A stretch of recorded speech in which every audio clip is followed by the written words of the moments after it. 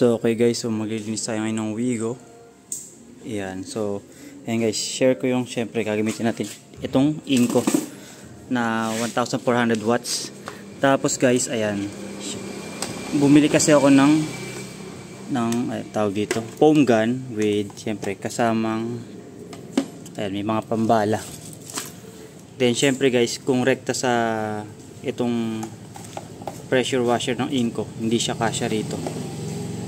Ayan, hindi fit. So, need pang bumili ng ito, converter. Ayan, para magamit yung hose ng Inco. Ito guys, malaki na yan. Para dito. So, i-share ko na lang yung link ng nabilang ko.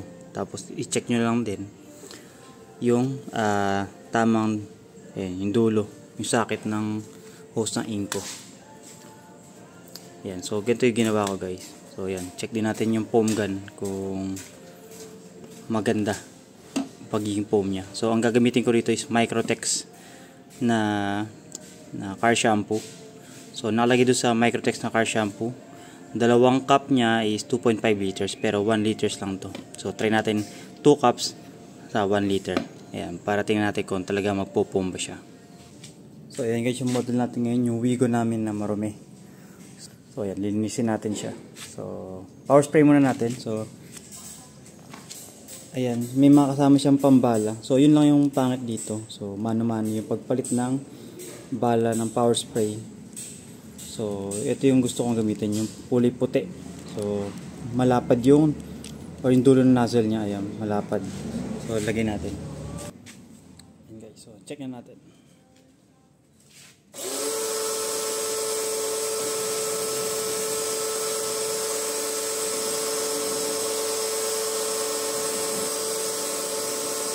And guys, so before natin ituloy yung paggamit ng foam gun, syempre isprayan ko muna ng hangin itong engine. So papakita ko sa inyo kung gaano karumi since talagang hindi siya nagagamit.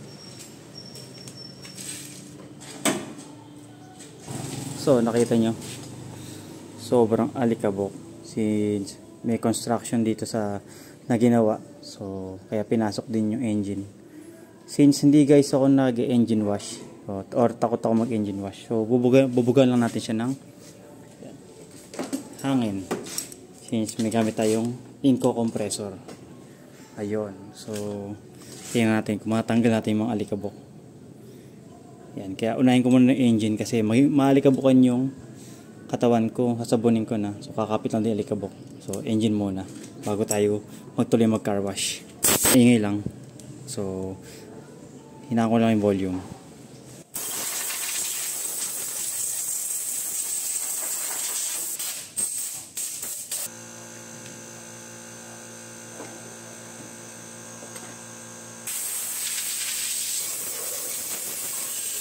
So yun guys, so may mga alikabok talagang kumapit, so babrushing lang natin. So wala akong pang brush talaga, yung mga nakikita nyo pang detail, so paint brush gamit ko.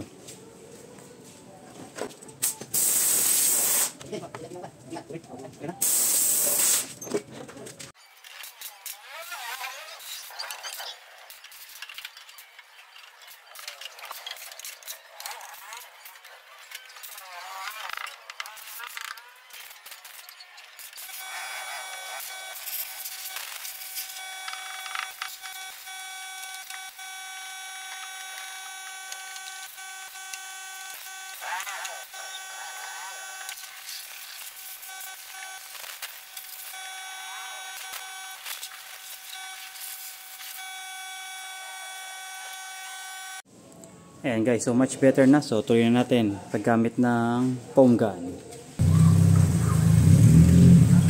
So yun guys, tansyahin natin. Pero 2 cups na ilalagay ko.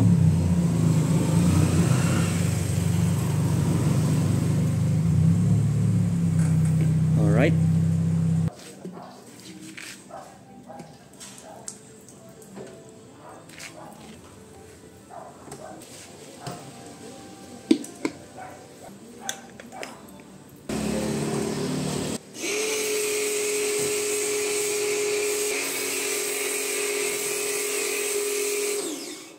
Ayun guys, nakita niyo yung pagka-foam niya. Kasi ang pangit ng kasama talaga. So to be honest, pangit talaga kasamang foam gun itong Inco or pati yung mga sa ibang power spray. Mas maganda talaga bumili ng ang ganito na foam gun. Mas maganda kasi may mga iba yung nasa loob nito. So may mga parang net pa siya, tapos maliliit yung butas. Matitimpla mo pa siya. Ayan. So nakasagad na yung pag foam niya. Yan, so yun guys. So kung gusto niyo pang syempre mas foamy, dagdagan niyo pa yung sabon para mas marami. So sa akin 2 cups lang halos nun, tapos halos puno. So kung gusto pa mas foam siguro, gawin ko pang 3 cups. Ayan guys. So mukhang sapat naman na to. So sprayan ko lang ng buo tong Wigo.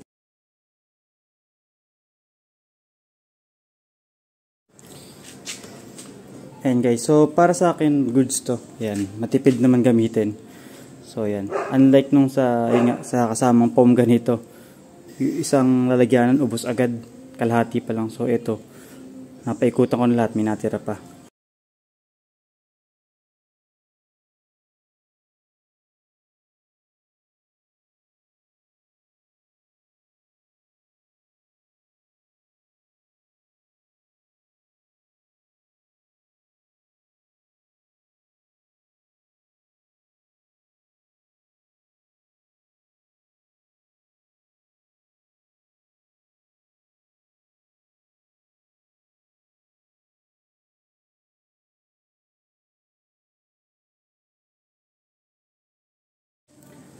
So hindi pa tayo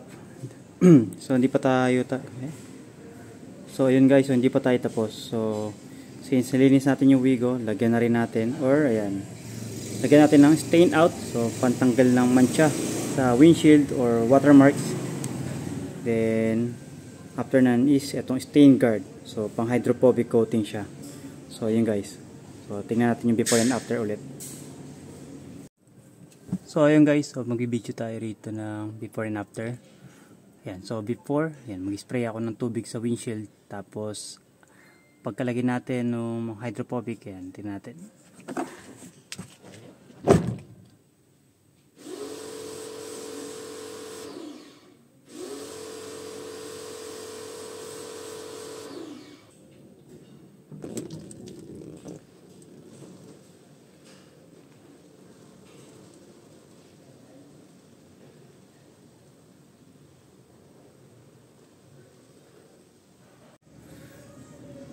So, ayan guys. So, nakita nyo na yung before. So, tingnan natin itong stain out. So, lagyan natin gamit itong wax applicator lang.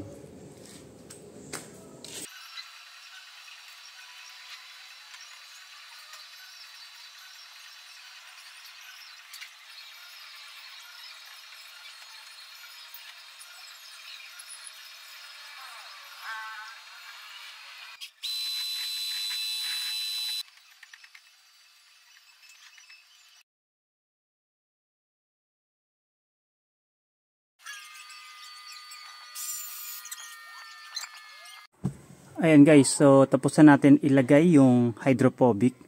So nalinis na natin yung windshield. So tingnan natin yung after. Kung malaki ba yung pagkakaiba.